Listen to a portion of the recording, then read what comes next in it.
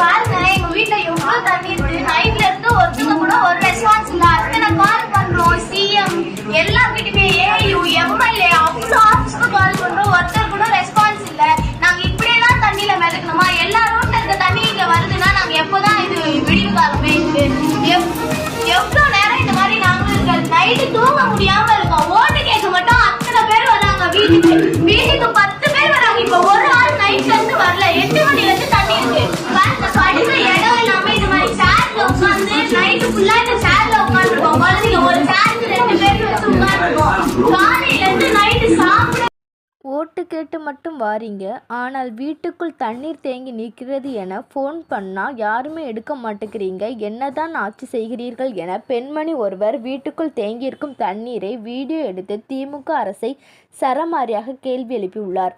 தொடர்ச்சியாகவே திமுகவினர் இவ்வாறு குற்றச்சாட்டு வைப்பவர்களிடம் குறைகளை கேட்காமல் தங்களுக்குள் இருக்கும் ஆட்களை வைத்தே போன் செய்து நாடகமாடி வருகின்றனர் என்று இணையவாசிகள் குற்றம் சாட்டி வருகின்றனர். சமீபத்தில் திமுகவினர் 4000 கோடியில் சிங்கார சென்னை பேக்கேஜில் மழைநீர் வடிகால் பணிகள் செய்திருப்பதாக கூறியிருந்தனர். ஆனால் திமுகவினர் கூறியது போல் மழைநீர் எங்கும் தேங்காமல் வடிந்துவிடும் என கூறியிருந்தனர். ஆனால் திமுகவினர் கூறியது போல் மழைநீர் சாலைகளிலும் வீடுகளிலும் தேங்கியதால் மக்களுக்கு பெரும் இடையூறாக அமைந்துள்ளது. இதன் காரணமாக மக்கள் திமுக அரசை கடுமையாக விமர்சித்து வருகின்றனர். அந்த வகையில் நேற்றைய தினம் 4000 கோடி சிங்கார சென்னை பேக்கேஜ் குறித்து மக்களிடம் கருத்து கணிப்பு கேட்டபொழுது மக்கள் பலர் திமுக அரசை விளாசி பேசியிருந்தனர். 4000 கோடி செலவில் என்ன செய்தார்கள்? அவர்களை பணத்தை எடுத்துவிட்டு மக்களை ஏமாற்றியிருப்பார்கள் என்றும் பலர் குற்றச்சாட்டை முன்வைத்திருந்தனர்.